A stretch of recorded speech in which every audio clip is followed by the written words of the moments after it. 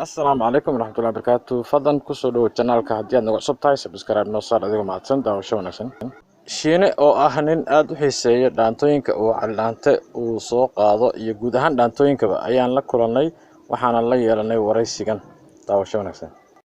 Kusoo dhawaada ninkan idin muuqdo waa Shiine oo in badan aad ku aragteen barnaamijyadayda aan TikTok soo dhigo iyo YouTube-ka. Halka aan joogno waa xerada qaxootiga ee Ifo. ninkan waxa loo yaqaanaa aftahanka dhaantada ee Dadaab uma kala socona Ifo xagar dheer dhagaxley ereyadan oo ninka dhaantada iyo codkarnimada ugu haysta weeyaan waxaan la yeelanay waraysi gaaban oo u bilowday sidan magacaaga ku bilaabo walaalo magacaaga saddexan bulshada inay ku bartaan magacaaga saddexan bulshada daan u sheego inkastoo in magacayga naanaysteeda ay ka adeertahay aniga abdigerin maadaxiisi baa la dhahaa waxaan ka soo jeedaa meel oo bool xagar ogaday agteeda marka Shiinana waa ku magac dheeray magacayga qomaadii lagu yeeray maanta ku soo dhawr maayo Shiina ka dheer ma sha Allah waayahay Shiina waxaad aad u xiisaysaa dhaantada gaar ahaan kuwa dhaqanka iyo wadaniyada ka hadla maxay kula tahay inaad kor jeclaatay waxaan ku jeclaaday maadaama oo dadkii cidba qabiil isku xigsaday waxyaalahan dejinaya dhaantooyinka dadka dejinaya maskaxdooda oo sida dhaantadan dhaysa yan dagaalka iyo olka lagu degdegin kii qabiil ku doodo hal looga digo waxa weeye maskaxda bulshada ay dejinaysaa saasaan ku jeclaaday ma sha Allah gaar ahaan waxaan arkay adigoo xiiseenaya cali dhaanto oo inta badan la dhigi karo waa boqorka dhaantada ee deegaankan marka asaga maxaa si gaar ah aad ugu xiisaysaa waxaan ugu xiisayaa cali dhaanto inta badan kuma arka ani isagoo foodley amaani ama se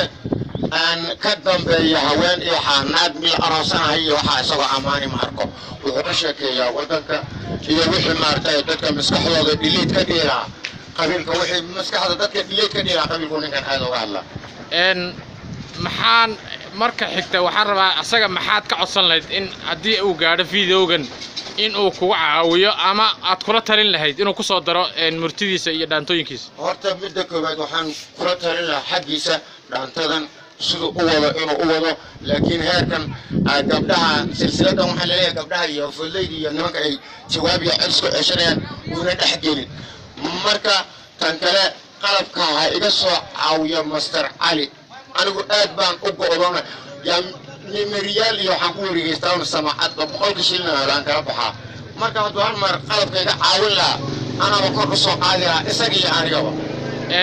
Shiino haddaan dib ugu noqono taariikhdaadii fankan goormaad bilowday inaad xiisayso gaar ahaan dhaantada waxaan bilaabay dhaantada ninka inaan xiiseeyo markii uu qaaday dhaantadii aan loo yaqaanay hatan barambalkiyo onkii laga baxiyo biyo gelin dhaba basar loogu simi hatan barambalkiyo onkii laga baxiyo biyo gelin dhaba basar loogu simi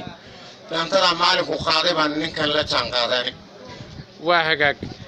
waxaan jeclaan lahaa Abdullid ma inaad mar noogu dhufato dhaantadii ugu dambeysay ama aad adigoo jeceshahay ee uu qaaday ninkaas Master Ali ha